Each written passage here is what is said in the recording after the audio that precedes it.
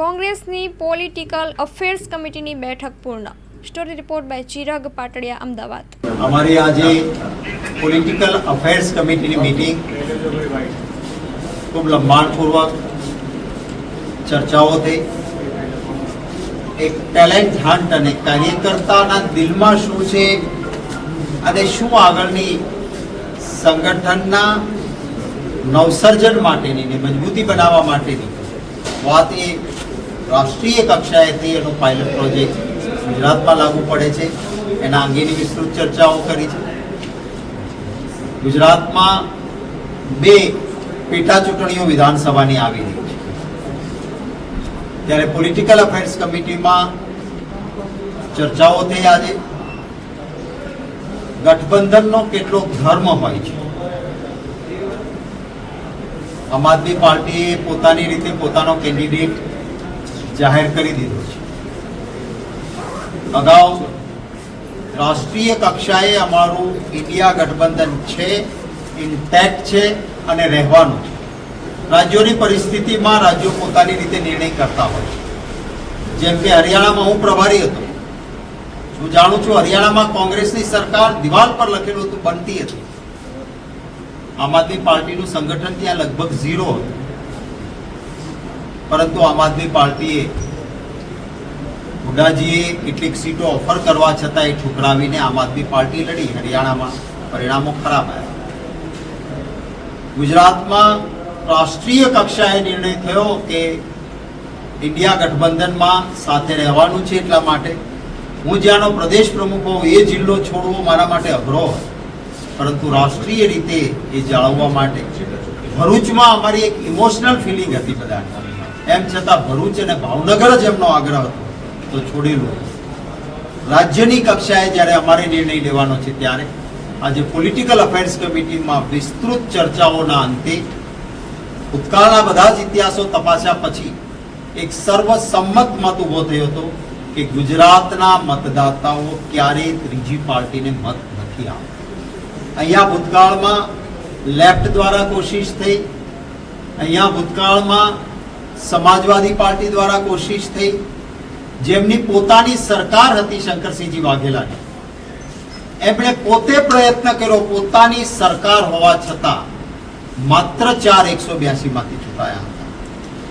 સ્વર્ગસ્થ ચીમનભાઈ પટેલે મને કહેલું હતું જ્યારે કોંગ્રેસમાં મર્જ થયા હતા કે મેં અલગ પાર્ટી બનાવીને પ્રયત્ન કર્યો, પટેલોનો પાવર, મારી સમજણ, રાજકીય ગુણે બધું, પરંતુ ગુજરાતી મતદાર ત્રીજી પાર્ટીને મત આપતો નથી અને એટલે મેં નિર્ણય કર્યો કે પાછું કોંગ્રેસમાં જ વિસર્જન કરીશ. ચાણક્ય કહેવાતા પોલિટિક્સમાં. એટલે આમ આદમી પાર્ટી ને એક હવા ઉભો કરીને 11% મતો તોડીને કોંગ્રેસ પાર્ટીને જબરજસ્ત નુકસાન કર્યું એમણે. પરંતુ ગુજરાતી મતદાતાએ એમ છતાં વધારે મતો તો કોંગ્રેસને જ આપ્યા. મુખ્ય વિરોધ પક્ષ એ કોંગ્રેસ પાર્ટી જ રહી છે. આ સંજોગોમાં વિસ્તૃત ચર્ચાના અંતે ગુજરાતીઓના હિતમાં કોંગ્રેસ પક્ષે નક્કી કર્યું છે કે વિસાવદર અને આ બંને બેઠકો કોંગ્રેસ પક્ષ પોતાના સિમ્બોલ પર મજબૂતીથી જીતવા માટે લડશે.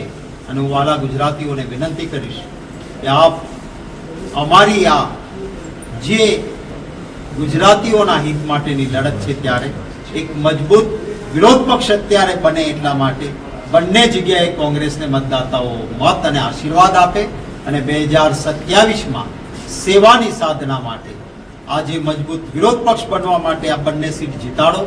આવતા દિવસોમાં પૂરા આશીર્વાદ સાથે સત્તાની માત્ર પડાવી લેવાની ભાવનાની સેવાની સાધના માટે કોંગ્રેસ પોઝિટિવ એજન્ડાથી આવે ત્યારે 2027માં સત્તાના સૂત્રો મારા વહાલા ગુજરાતીઓના આશીર્વાદથી મળે એવી નમ્રતા.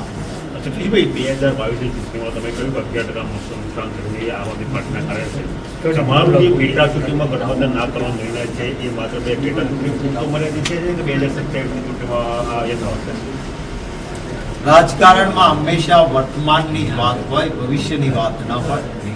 આજની વાત આપને કરી, આવતા દિવસોની કરવાની છે ત્યારે આપ સૌને આમંત્રિત કરીને એ વખતની વાત એ વખતે કરીશું. કેટલાક हिंदी में एक मिनट भाई કેટલાક એક માહિતી એવી છે કે કેટલાક જે નિરીક્ષકો ગુજરાત પ્રદેશ કોંગ્રેસ સમિતિના છે એમને એવું જણાવ્યું છે કે ભાઈ વિસ્તાર દૂર પડે છે તો એમની જગ્યા બદલવી નિરીક્ષકોમાંથી આ જિલ્લા પ્રમુખની પણ અમારી આંતરિક બાબતો છે, કોઈ જગ્યાઓ બધાની. આટલા મોટા નેતા રાષ્ટ્રીય કક્ષાના જેને આખો પ્રભાર રાજ્યનો સંભાળ્યો હોય, એક સાવ ગુજરાતના છેડા સુધી જવા તૈયાર હોય, ત્યારે મારા ગુજરાત પ્રદેશ કોંગ્રેસ પરિવારના સભ્યો જરૂર નાની મોટી ઈચ્છા વ્યક્ત કરે, પણ કોઈને તકલીફ નથી રહેવાની. તકલીફ હોય તો પણ ખભે ઉઠાવીને ગમે તે મુશ્કેલી હશે તો જેને જ્યાં જવાબદારી સોંપી છે ત્યાં બધા જ જશે. આમ આદમી પાર્ટીના કોઈ નેતા અથવા આગેવાનો જોડાઈ રહ્યા છે કોંગ્રેસ? હા, આજે એક બહુ જ મોટા પ્રમાણમાં આમ આદમી પાર્ટીમાંથી મોટી સંખ્યામાં લોકો કોંગ્રેસ પક્ષમાં આજે જોડાઈ રહ્યા છે. એમનું સ્વાગત રહેશે. આપ સૌને પણ આમંત્રિત કરું છું કે 3 વાગે પ્રદેશ કોંગ્રેસ સમિતિ પર આપ આવજો. હેલો ભુજ, તો કેમ છો તમે? આજે હું તમને એવા શોરૂમની વિઝિટ કરાવું છું જે છેલ્લા 10 વર્ષથી કચ્છની જનતાના પ્રેમ અને વિશ્વાસથી મહેકતું લુગડા બજાર ફેમિલી શોરૂમ. આ શોરૂમમાં સ્ટાર્ટિંગ પ્રાઇસ 399થી છે, જેમાં kids wear, girls wear, boys wear અને જેન્ટ્સ વેર અને લેડીઝ વેરમાં પણ ન્યૂ વેરાયટીવાળું કલેક્શન પણ જોવા મળી રહેશે. અને જેન્ટ્સ માટે વેડિંગ કલેક્શન અને કુર્તા કલેક્શન પણ બહુ જ સારું છે. એનિમલ મૂવીનો પાર્ટ 2 આવે કે ના આવે, પણ એનાથી પહેલાં અમે લઈ આવ્યા છીએ લુગડા બજાર પાર્ટ 2, જેમાં તમને કિડ્સ વેરમાં વિન્ટર વેર સમર કલેક્શનનો ન્યૂ સ્ટોક આવી ગયો છે. લેડીઝ વેરમાં પણ ન્યૂ ડિઝાઇનમાં kurti, top and coat set best price थी स्टार्ट थाय छे. तो जेंट्स वेर में भी मिल जाएगा boss. Leather, jacket, brand pants and check shirts, formal shirts, track pants पर बेस्ट थी बेस्ट प्राइस साथे.